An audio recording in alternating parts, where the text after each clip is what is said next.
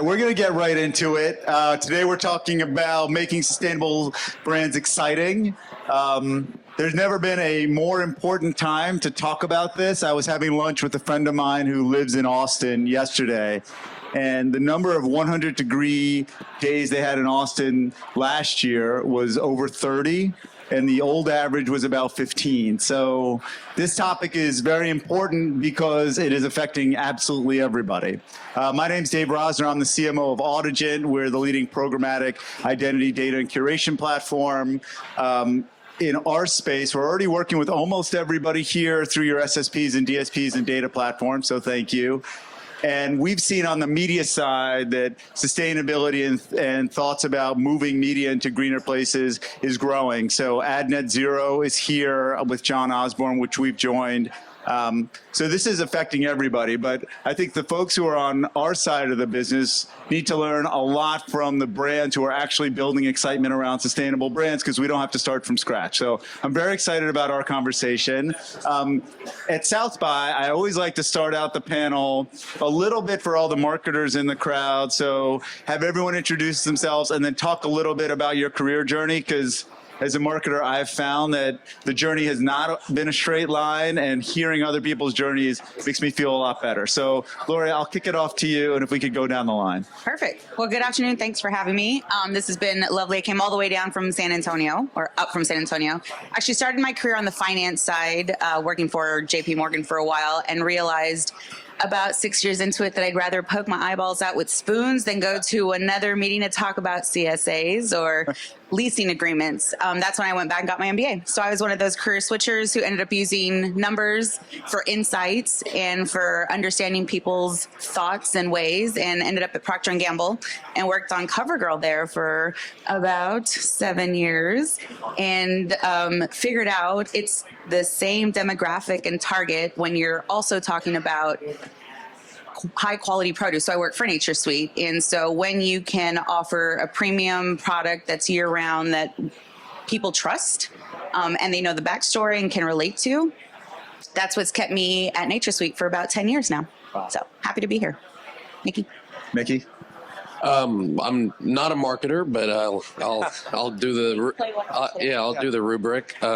My name is Micky. I founded Bakery Agency about 13 years ago. I am originally from the Dominican Republic and moved to Austin, Texas in 2005. And I've been working in creative for my entire life, honestly. Second job ever was a summer job.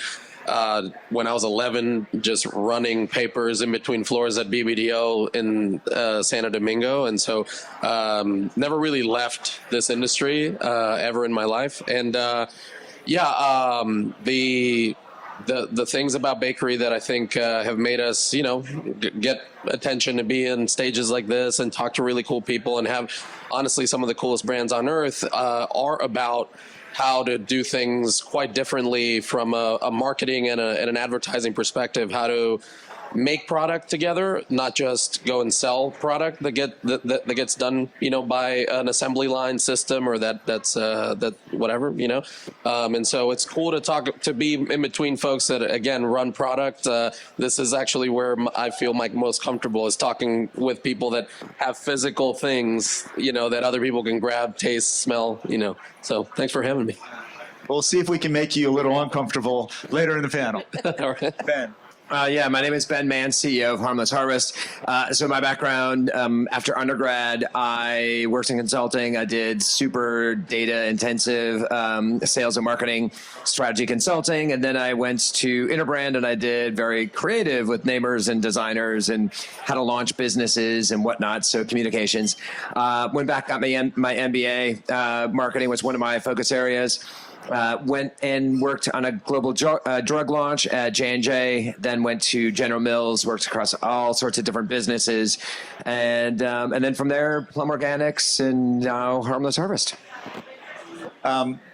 Great. All right, so now let's get into sustainable brands. And, a lot of the challenges that from the outside we would see on sustainable brands is how do you communicate to your consumers without pulling off the greenwashing or bullshit meter? And there's so many challenges. There's so many brands doing well.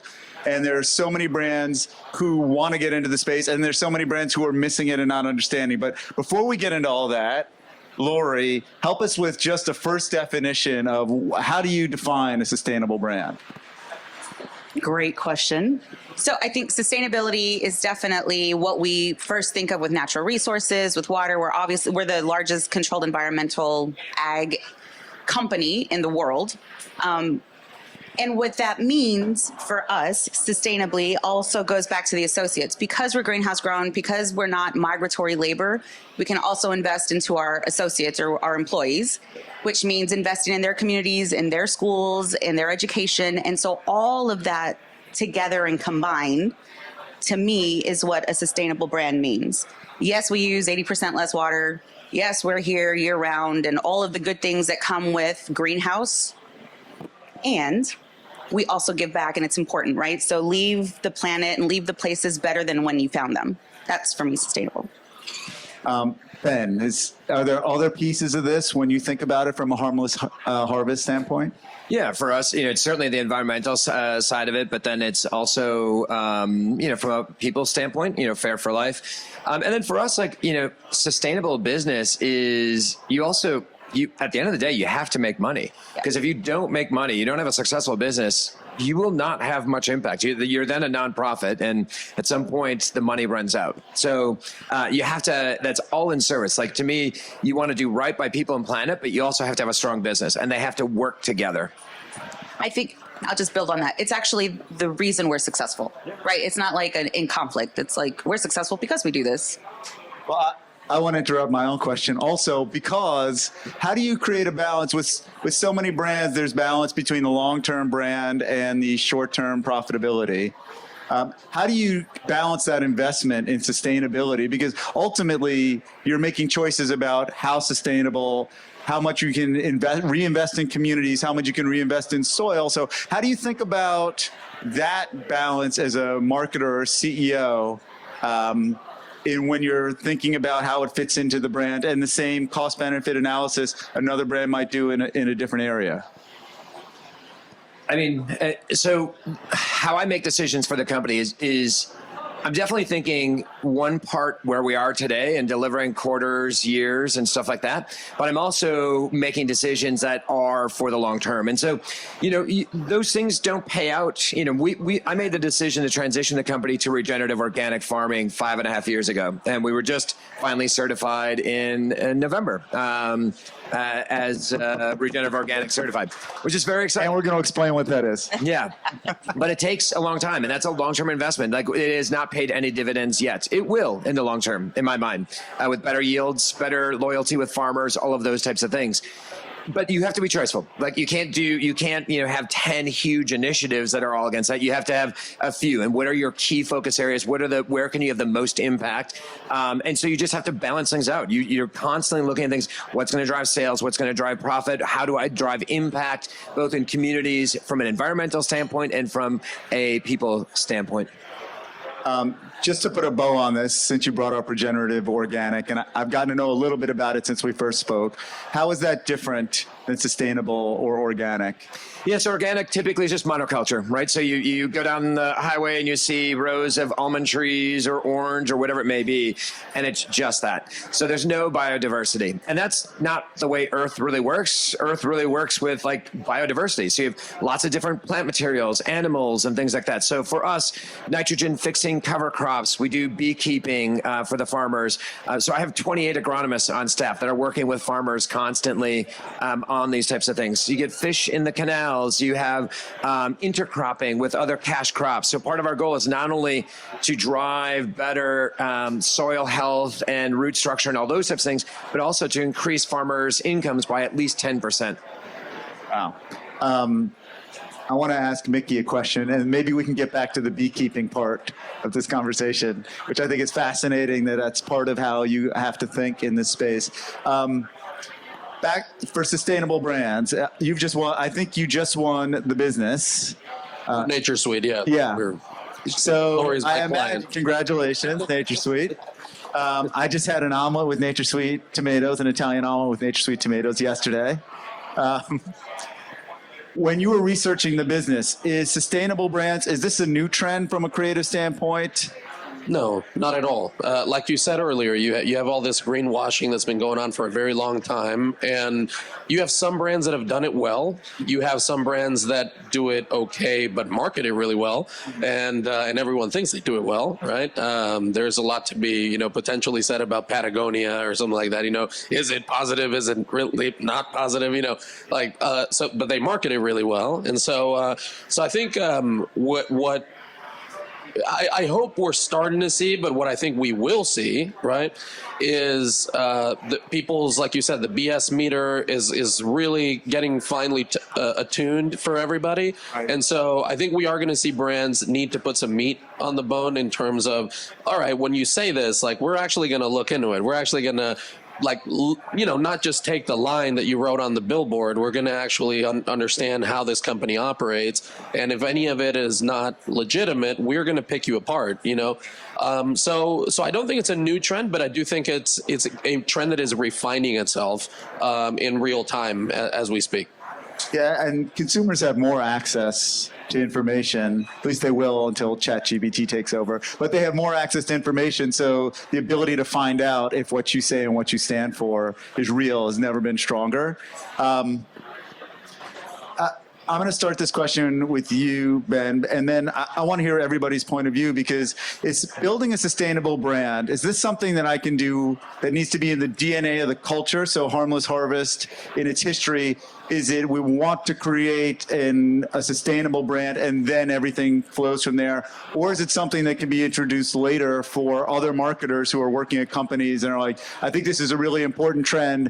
How can I organically bring it into the mix? So you've worked at a lot of brands that play in this space. Can you add it on, or does it have to be part of the DNA? Short answer is you can add it on. It is tougher, though. Right? So it's easier when you start it, right?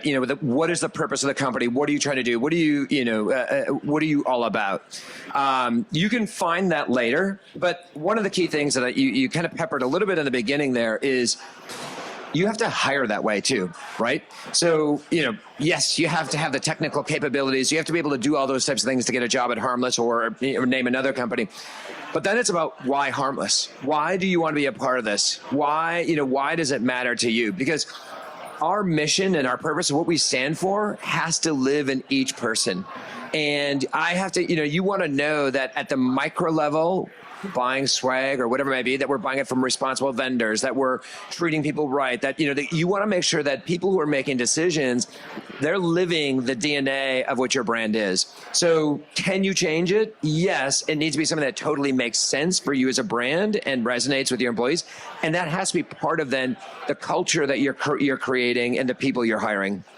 Are there questions in the hiring process at Harmless that go into it that are sort of a barometer for if you think someone is there and is really aligned with the mission? Yeah, absolutely. I mean, that's probably one of the most important things I ask is, and I'll probe further, why, and just tell me more about your other experiences and why does it really matter type thing.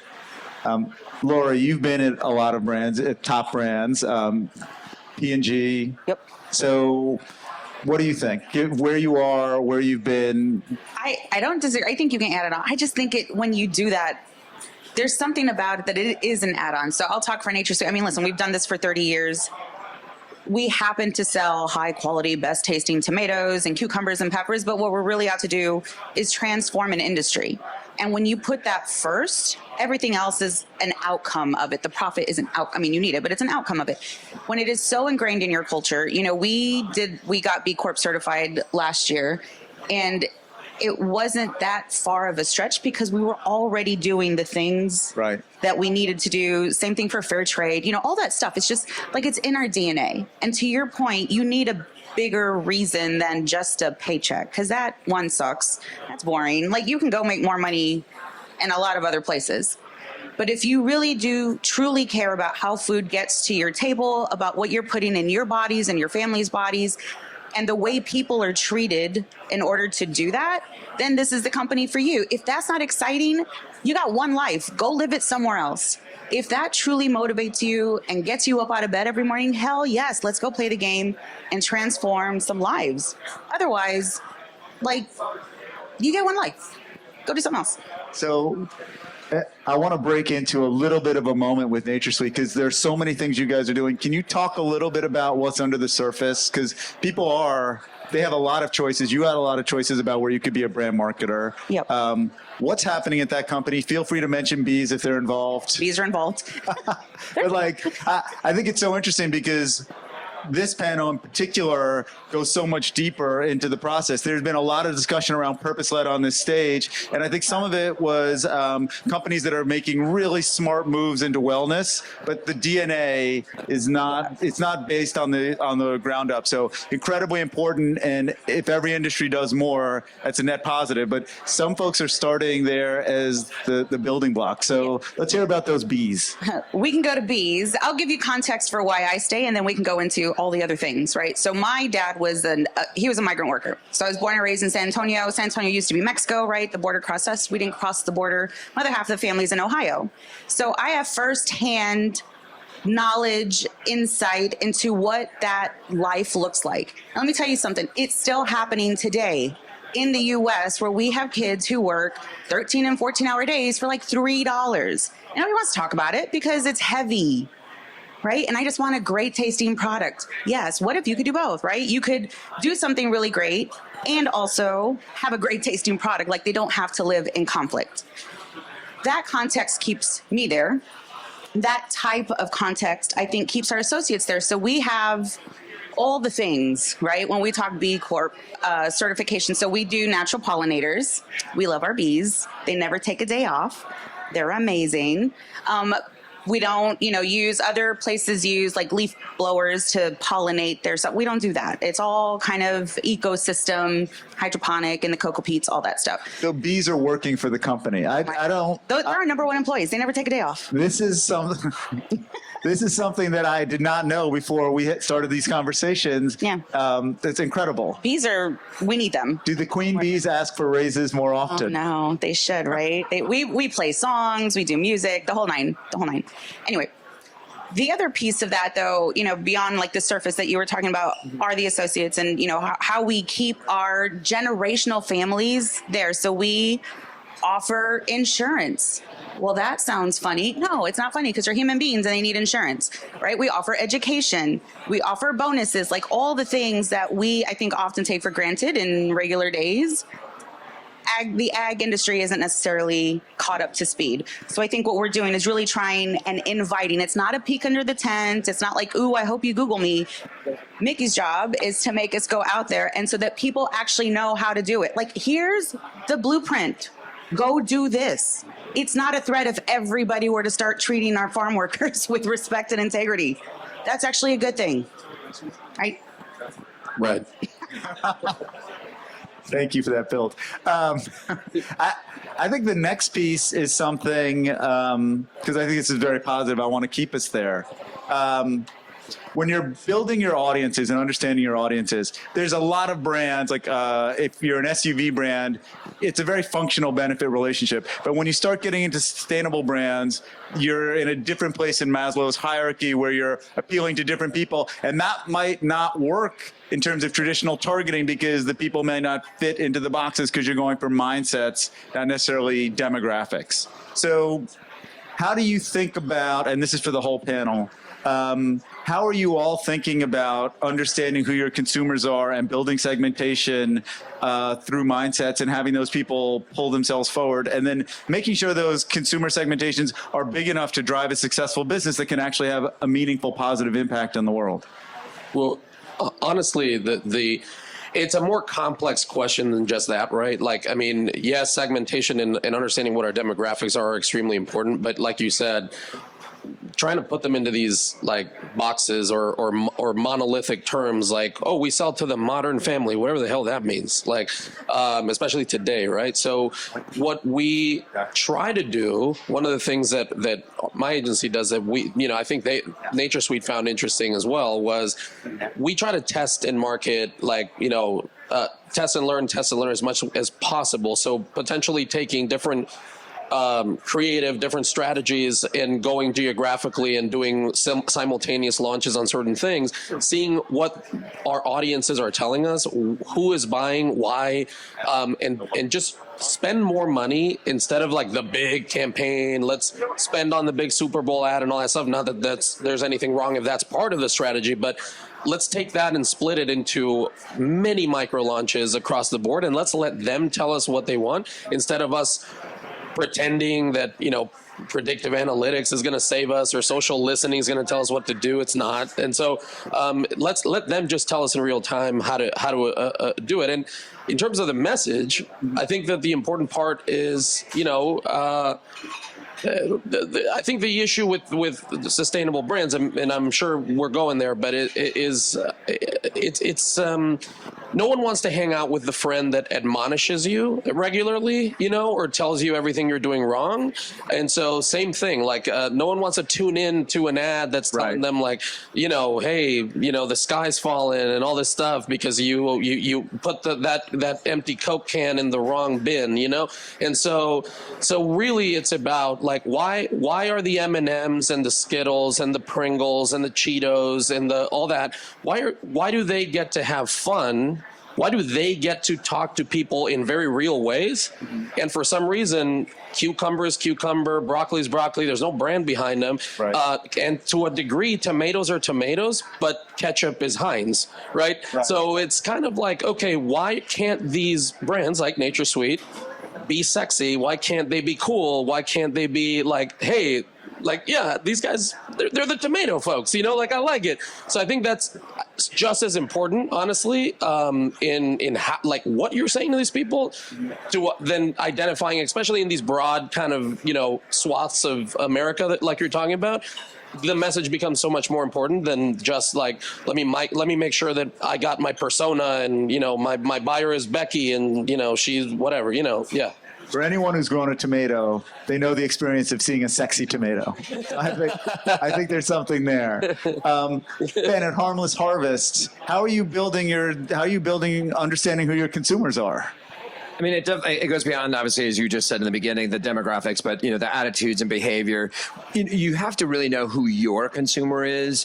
And then the other types of products that they use. Like we like doing collaborations and like working with other like-minded kind of brands. And so, and we do, I would say we do a lot more on influencer and just, people sharing the product and then as much sampling as we can do. I mean, when you have a great product that's sticky, that's talk-worthy, that lends itself to, instead of a static media placement, to people talking about your product, right? Whether it be in recipes or how they, incorporate into their health and wellness and, after yoga or whatever it may be. So those are the types of things that are more foundational for us. And then you use that content and you start amplifying, building your audiences. And it's a lot of testing, a lot of iterating both on creative messaging and then audiences and times of day and whatnot. Are there social platforms you found are more successful with influencer work? You'd have to ask my team. We'll get them up here. Micky, I think you said something really interesting, which is there's room for brands here. Because I think you're right. If you have a wonderful product that makes you feel better afterwards, there's a lot of word of mouth from influencer. But there's still, I think, some blue sky when it comes to building the brand there. Well, Ben's done it, right? I mean, like, coconut water isn't new.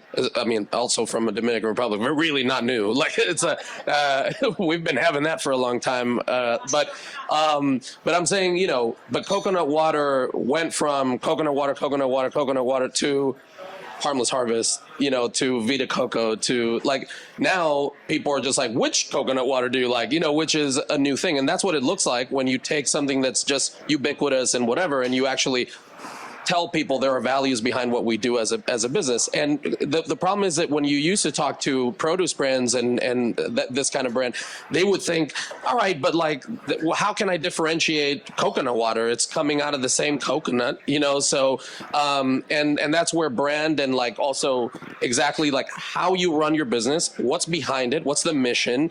That's why it's so important to Ben. That's why it's so important to Lori, because those are the differentiators that now build a brand, build a following, and tell people, yeah, I can get coconut water anywhere, but I want to get that coconut water for those reasons. So I think you can do that across the board here in different ways, but you can do it for any of these brands and give them sort of a life of their own, give them a name of their own. So absolutely.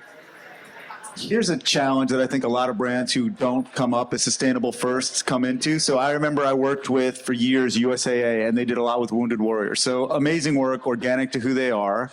But really, really hard for them to take that forward into their messaging, because it either felt like they were doing it, they didn't want to be seen for doing that help and doing that work for that reason, for the credit. So, and I think on the flip side, it's possible for brands who actually do push messaging forward of great work that they're doing, because I think the work is there and the people at the companies are inspired, that completely just sets off a bullshit meter with consumers where they're like, well, they're just investing in that effort because they want to greenwash their brand and they think that I'm the kind of person who wants to buy that. So that's why they've put it into their messaging, but it's not real. So how do you... And I think this is probably a challenge you all face. How do you bring forward the positive parts of the story and like keep that balance without having people say, are you preaching to me? Or is that real? Because I've learned so much about both of your brands here just from talking to you that I was so much richer. And so I can see that you're choosing how much you can dole out to consumers and being thoughtful about it. So how do you work on that balance? Well, I think, first of all, you have to be funny. You can't say you're funny, right? So it is about really doing the work. So story do more than story tell. And so, you know, early on, our board really was pushing me to do a lot more on mission and purpose and stuff. And I said, you know what? We've got a lot more work to do before I feel like we're ready to talk about it a little bit more. I think the other things I would say is you got to pick your places. It's not all the time. In fact, it doesn't drive the same kind of engagement as other types of, creative. So pick your places where it makes sense. Meet the consumer with that. For us, it drives loyalty and advocacy. It's not a trial driving mechanism. People want to know that it's refreshing AF or, what the product is used for. So that would be number one. And then I would say, transparency and authenticity. So, we talk regularly, or I talk regularly about the things that aren't working as well. And I think that's where the backlash comes, is oftentimes, brands are just only talking about the good they're doing or only sharing part of the story. But that's not the whole story, because God knows it's tough and not everything works. And, we have not solved coconut husk yet. Like, 100 million coconuts that we're processing, and we're still working on trying to use them all. We're only using about 75% of them, and it's not great yet, but we are working on it. But we're using more of the coconut meat. Like, we are having success, but it's not universal success on everything. And just being transparent about that and what you learned and what you're doing about it. I think you hit on something really important. So now you can't just beat somebody over their head. And if you have to tell the punchline to the joke, it ain't funny. Yeah. Going back to the consumer piece, though, I think that, and so I think of consumers and customers, and Albertsons was up here right before, right? So yep. Our customer message is the same overarching, but told in a very different way than it is to our consumers, because we got to get on the shelf. If you're not on the shelf, you're dead in the water. Like, we're not on Amazon where we can go and deliver to you. We're a perishable product that is good for at least 21 days from packed to in your mouth, right? So this isn't something that's like shelf stable. It's a hurry up and wait and then hurry up and go. And so the sustainability piece, or the what are you doing right piece, really talks to customers and the retailers, because you don't want to end up on the front page for some type of recall. You don't want anything like that to damage your brand as a grocer. So that sustainable message and that way of talking about our, U.S. product, whatever that means to people, is one thing. And then consumers going back to having fun.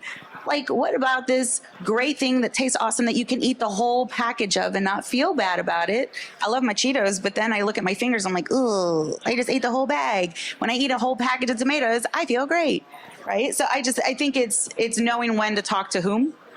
And We also work with Cheetos. Yeah. Do you? And that's called Cheetle, by the way. So, it's in the brand guidelines, but All things in moderation. All things in moderation. Is there an example of a marketing campaign that you've done that you were like, that hit the right note, either for the sustainability message or for the fun message that people can use as seeing how you've been able to strike that balance? I think that's why we have Micky now.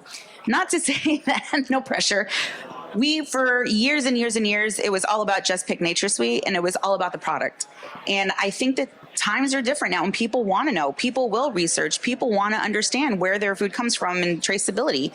I wouldn't say that was that prominent 30 years ago. 30 years ago, if you could find it on the shelf and it looked good, right? That's what consumers see they shop with their eyes first, and it tastes great, then I might rebuy it. But those days are gone, man. Yeah. People want to know. People want to know about the bees. Those were the Haagen-Dazs days, where Haagen-Dazs was a made-up word from a company in New Jersey, and we thought it was all fancy European ice cream. And not only that, but they're going to listen to their friends. So the world of influencers, right, and content creation, all of this is kind of new. Yeah. At least, in produce. I know going back to my old brands, this has been there for a while, but produce is the wild, wild west. Once you get into ag and a lot of that stuff, it's very different. And so building a brand for something that's super commoditized on shelves, it's a lot of fun. But hey, we get to lead the industry and build the foundation and hopefully the black and white so that people can add their color later. I'm excited about it. And, the other thing is, like, you're talking about like how you bring kind of that sizzle out without first off just not giving everyone just the proof points of like why we are actually sustainable and making it boring and all that other stuff. You can do both at the same time. Again, it's easy for Cheetos because they can just put out spicy Cheetos and now new extra spicy Cheetos and like just keep throwing more, like stuff in the lab into the make bag. it spicier, I think is what you're saying. They could make whatever they need to make, but for us, tomatoes are kind of different. That being said, we are trying to make tomatoes that are like naturally spicy. I think I know where you're going. We are trying to make that. So, I think I know we're what trying the to take some pitch was. pages out of like, the snacking world and things like that. But for example, when you see like Harmless Harvest, to me, that's the brand with the pink coconut water. You know what I mean? Because like they own that in a way where like before that, every coconut water was either in a Tetra Pak or in a can. You never saw the actual liquid. And it's because it varies naturally, and so, they don't want to add anything to normalize the color. So they don't want to show you the individual packaging. These guys decided, screw that. Our brand will be that we'll have the clear bottle that you can see the thing through it. And it starts to give you the message of like we don't want to hide anything from you. We want this to be, the name also, Harmless Harvest, it starts to push you into a direction where you want to learn more about the company and then understand those other features behind it, right? But the pink juice got you there. You know what I mean? So it's sort of like, I think that's the point is like, let's get there with the fun and cool and interesting and even the weird of our natural brands. And then the other stuff, it just starts to flow, right? That's exactly when I took over the company 5.5 years ago. Our campaign was, featuring farmers, and it was all about sustainable, organic and whatnot, and fair for life. That's great, but we're already called Harmless Harvest, and so people kind of expect some level of that. And at the end of the day, people don't buy a product just because it's responsible. You have to have a fundamental need. If you're thirsty, or I need hydration or whatever it may be. So make the brand cool. So we started really focusing on the pink and bringing a little swagger into the brand and having fun with it. And then once people try it, right, then they love it. And then they start learning more about like, oh, it's fair for life as well. And, oh, it's regenerative organic. And so that drives loyalty and advocacy, right? So now it's a great product. and it's responsible, and now you're hooked, and now you're advocating on our behalf as well. So it was just a flip for us that was really started to unlock a lot more household penetration and a lot more growth for the brand. So I got the hook about 5 minutes ago. I'm going to sum this up and then ask you guys a question and one last quick lightning round, and then if we have time, we'll do questions. The sum up is, for sustainable brands, it's got to be the same tools of building brands to get people passionate. And then as they come in through the front door, that has to be supported by the product, and they discover more, that's where the stickiness comes from. So I think everybody's saying the same thing. All right, one thing, because there's so many places to get information and keep up, and there's so much you have to do to stay ahead as a marketer or an agency lead. What's one source you have for how you keep up with what's happening in the industry? Start on that side. I'll start with Ben. All right. I read news briefs. I'm a person who's like reading the tea leaves of just recognizing patterns and trends and stuff across things and how it can apply to our business. I'm really lucky with a few things, right? One, I have a team of people that like shovel information in my face on a regular basis, and that helps. And then things like living in Austin and being at South by every year. Just right now, for example, just yesterday was the Innovation Awards, and so there was a startup that is doing which we'll talk about, but the startup that is doing this invisible. All natural, edible, food safe biofilm that is microscopic. You can barely do it, and it's over all produce. So you can put on an apple, you can put it on an avocado, on whatever. They just spray it on, and it digitally interacts with like RFID, basically technology, the same kind of stuff. So tracing, which is something that we all have to do, right? Tracing now becomes like off of the actual fruit. So now they can tell you when it was plucked from the tree, when it shipped, when it got to the store, when it did this, like just by you like doing augmented on the actual fruit you're about to eat, you can find exactly how that fruit started its life, and well, it's about to end now. But that is amazing, and you've also bought lots of time for your one source. So the team, right? My team, the Daily. And I would be a terrible chair. So I also chair Texas Public Radio. Oh. If you ever need real and reliable news, check out tpr.com. Thank you. I mean, Also, intercepting consumers in the store and wherever all the time. Oh. My family won't shop with me anymore. I mean, yeah. Thank you guys so much. Do we have time for questions? One question's over there. I'm Gina Cavallo. I'm CRO at Audigent. I unfortunately work with this man, and I'm the chef that made the tomatoes. So I love your product. Thank you. Question for you. I think in a lot of the world of CPG getting bought out by big companies like we had Hugh Kitchen in New York got bought up by Mondelez a couple years back. How do you do you struggle with the scaling your business, but then how do you balance that with making sure that you stay true to the quality of the ingredients as you get bigger? So my philosophy is you have to stay true to who you are. It doesn't matter if you're small on your own or you get bought out. I mean, we did sell to Danone, one of the big multinationals, and part of the agreement I had was like, we have to remain independently. And, we align on sales and profit and purpose is really important to them. And how we run our business, how we do it is totally up to us. And I think that you can do it well. And the thing is, let's face it, at the end of the day, you do want financial incentives out there for entrepreneurs to go out and start things. So, I know it feels like a bad thing for companies to sell, but you want to keep creating those pathways such that more and more people go out and do great things, start great businesses that really drive impact, because we then teach these big companies how to do it. Fantastic. Let's hear it for our sustainable brand panel.